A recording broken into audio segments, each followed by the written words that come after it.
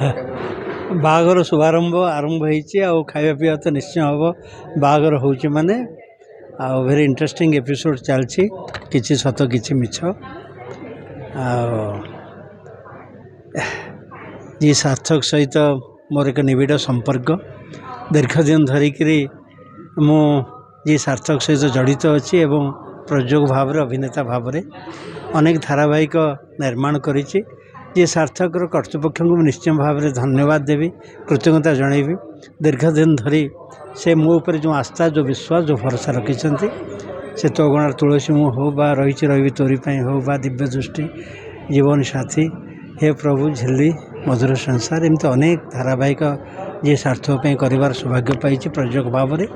ଏବଂ ଆଉ ଗୋଟେ ସୋପାନ ଆଗକୁ ବଢ଼ିଛି ଏବଂ କିଛି ସତ କିଛି ମିଛ। ଆଉ ଜି ସାର୍ଥକର ଚ୍ୟାନେଲର କର୍ତ୍ତୃପକ୍ଷଙ୍କୁ ଧନ୍ୟବାଦ ଦେବି, ସେମାନଙ୍କର ଯେଉଁ ସାହାଯ୍ୟ ସହଯୋଗ ଆଜି ଦର୍ଶକମାନଙ୍କ ପାଖରେ ଭଲ ଭାବରେ ପହଞ୍ଚି ପାରିଛି। ଏବଂ ଏଥିରେ ମଧ୍ୟ ମୁଁ ଗୋଟେ ଅଭିନୟ କରୁଛି। It is a very interesting character. ଆଉ ଜେଜେ ବାପା ହିରୋର ଏବଂ ଯିଏ ବ୍ଲଗ୍ ତିଆରି କରେ, ମୁଁ ଯେତେ ଗୁଡ଼ିଏ ଚରିତ୍ର ଅଭିନୟ କରିଥିଲି, ଏଇଟା ଭିନ୍ନତା ଅଛି, ଟିକେ ମୌଜ ମସ୍ତି ଅଛି, ମଜାକ ଅଛି, ତା ଭିତରେ ମୁରବି ପଣିଆ ଅଛି, ଭଲ ପାଇବା ଅଛି। ତ ଭେରି ଇଣ୍ଟରେଷ୍ଟିଂ ଷ୍ଟୋରି ଲାଇନ୍। ଆଉ ଦର୍ଶକମାନେ ଦେଖୁଛନ୍ତି, ଭଲ ପାଉଛନ୍ତି, ଆଦର କରୁଛନ୍ତି। ଆଉ ତେଣୁ ସେ ବିଶ୍ୱାସ ଭରସା ରହୁ। ମୋ ଚରିତ୍ର ଆଉ ଅନ୍ୟମାନଙ୍କ ଚରିତ୍ର ଭାରି କ୍ୟାରେକ୍ଟରାଇଜେସନ୍ ଇଜ୍ ଭେରି ନାଇସ୍। କାହାଣୀ ବହୁତ ଭଲ। ନିର୍ଦ୍ଦେଶନା ଶୈଳୀ ଯିଏ ଦୀପ୍ତିକାନ୍ତ ମଲ୍ ଯିଏ ନିର୍ଦ୍ଦେଶନା ଦେଉଛନ୍ତି, the entire cast and crew effort ଲଗେଇଛନ୍ତି। ମୁଁ ତ ଆଉ ଥରେ ଧନ୍ୟବାଦ ଦେବି ମୋ କ୍ରିଉ ମେମ୍ବର୍ସମାନଙ୍କୁ, ବିଶେଷ କରି ମୋର ଯେଉଁମାନେ ଅଛନ୍ତି ନିର୍ଦ୍ଦେଶକ ଦୀପ୍ତିକାନ୍ତ ମଲ୍ଲ ଏବଂ ପ୍ରଯୋଜନା ସଂସ୍ଥାର ଯିଏ ଉଲ୍ଲାସ ବାବୁ, ଅନ୍ୟମାନେ ଯେଉଁମାନେ ଦାୟିତ୍ୱ ନେଇଛନ୍ତି।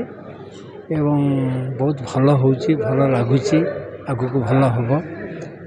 ଗୋଟିଏ କଥା ଅଛି, ପ୍ରତ୍ୟେକ ସୋମବାରରୁ ଶନିବାର ଯାଏ ରାତି 8ଟାରେ ପ୍ରସାରିତ ହେଉଛି କିଛି ସତ କିଛି ମିଛ।